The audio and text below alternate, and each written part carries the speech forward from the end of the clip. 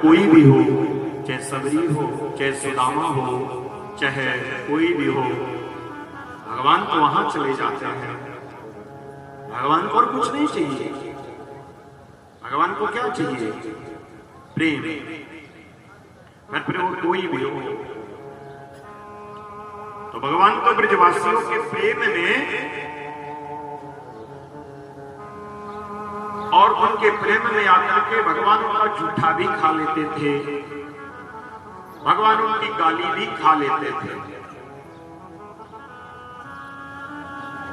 एक गोपी वृंदावन की, वो कहती है, लाला तो मेरा ये गोबर का टोकरा उठवा दे, मैं तुझे एक लोला माखन दूंगी। तो कन्हैया उठवा देते हैं। फिर आती है, लाला और उठवा दो, मैं और दूंगी। उठवा दिया। लाला और उठवा दो। बोले, गोपी तू कितना उठवाएगी? बोले, जितना ये पड़ा है गोबर उतना उठवाऊंगी। तो गोपी, मैं गिनती भूल जाऊंगा कि कितनी बार मैंने उठवाया। तो एक काम कर, निशानी लगा दे।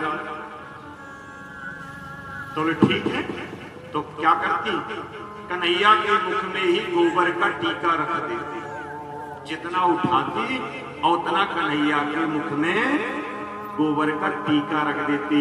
और ऐसे करके कई टोकरा उठवाया और कन्हैया पूरे गोबर से सन गए। पूरे मुख में गोबर ही गोबर लग गया। ये क्या है? ये प्रेम है। ब्रजवासी का, ये ब्रजवासी वृंदावनवासी, ये बहुत पढ़े लिखे नहीं थे, ये बहुत सुंदर भी नहीं थे, लेकिन इनके अंदर कन्हैया के प्रति प्रेम बहुत था। इसलिए कन्हैया इनकी गाली भी खाते हैं, इनकी डांट भी खाते हैं। अरे गोपियां तो डांट भी देती हैं, चोरी कन्हैया, कन्हैया उनकी डांट भी सह लेते हैं। भगवान भक्तों को तो गाली भी सह लेते हैं। पर प्रेम में कन्हैया को कुछ भी कोई कह दे, भगवान तो सब स्वीकार कर लेते हैं। और जहां प्रेम नहीं है तो कोई कुछ भी 56 भोग भी दे भैया ना, भगवान नहीं स्वीकार करते। 56 भोग भी कोई देवे तो कन्हैया स्वीकार नहीं करते। दुर्योधन ने 56 प्रकार के भोग बनवाए और कहा कि हमने आपके लिए बनाया है। हमारी माता जी ने आपके लिए 56 भोग बनवाया, चलो खा लो। कन्हैया ने कहा कि हम तो नहीं खाएंगे, हम तो जाकर के काका विदुर के यहाँ खाएंगे। और जब गए तो विदुर घर में नहीं थे, विदुरानी थी घर में। विदुरानी तो कन्हैया को देख करके ही व्याकुल हो गई, सुध बुध खो गई। अरे द्वारिकाधीश, मेरी कुटिया में महलों का भोग, महलों का सुख छोड़ करके मेरी कुटिया में आप तो सब भूल गई। जब प्रेम होता है ना, तो प्रेम फिर व्यक्ति का अपना ख्याल नहीं रहता कि मैं कौन हूं। अपने आप को भूल जाना, यही प्रेम है। और जब तक अपनी याद है, हम ठाकुर के सामने बैठे हैं, हम मंदिर में गए और अपनी सुबह कि मैं कौन हूं, तब तक आप सच्चा प्रेम नहीं कर रहे हो।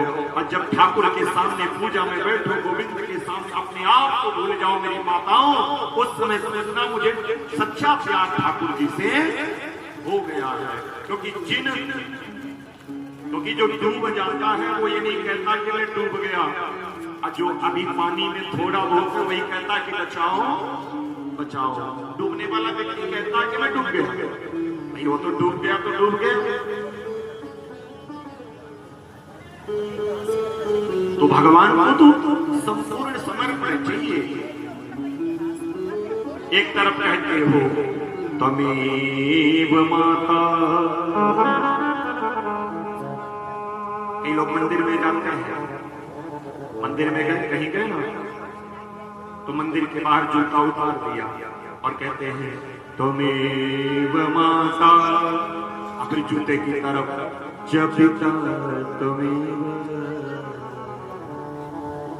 त्वमेव बंधु सखा त्वमेव।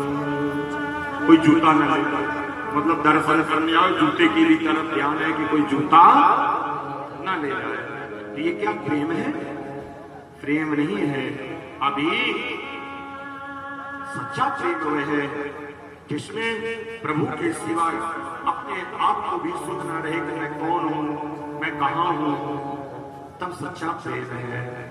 और ब्रजवासी गोपिकाओं के अंदर यही प्रेम था, इसलिए भगवान गोपियों के ब्रजवासियों के कहने पर सुंदर उनकी गाली भी सह लेते थे।